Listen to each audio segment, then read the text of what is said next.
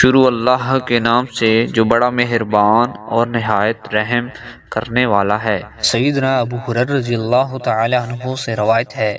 کہ رسول اللہ صلی اللہ علیہ وآلہ وسلم نے فرمایا، جب اللہ تعالیٰ نے جنت اور جہنم کو پیدا کیا تو جبرائیل علیہ السلام کو بھیجا اور اس سے کہا، جنت کو اور اس میں اہل جنت کے لیے تیار کردہ چیزوں کو دیکھو۔ انہوں نے جنت میں آ کر اسے دیکھا اور وہاں اللہ تعالیٰ نے اہل جنت کے لیے جو کچھ تیار کیا ہے اس سے بھی دیکھا، اور اللہ تعالیٰ کی طرف واپس آ کر کہا، تیری عزت کی قسم، اس کے بارے میں تو جو بھی سنے گا وہ اس میں داخل ہوگا۔ ادھر اللہ تعالیٰ نے حکم دیا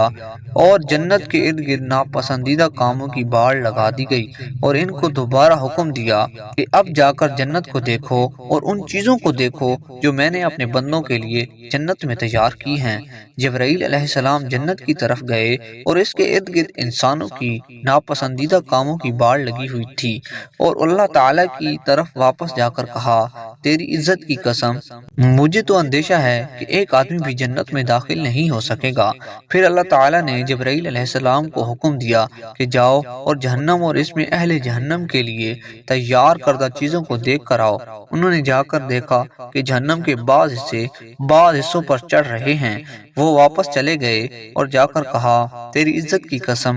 میں سمجھتا ہوں کہ جو کوئی بھی اس جہنم کے بارے میں سنے گا وہ اس میں داخل نہیں ہوگا۔ ادھر اللہ تعالیٰ نے حکم دیا اور جہنم کے ارد گرد شہوات یعنی انسانوں کے پسندیدہ کاموں کی باڑ لگا دی گئی۔ جبرائیل علیہ السلام نے ان کو دیکھ کر کہا، تیری عزت کی قسم، مجھے تو لگتا ہے کہ کوئی آدمی بھی اس سے بچ نہیں سکے گا۔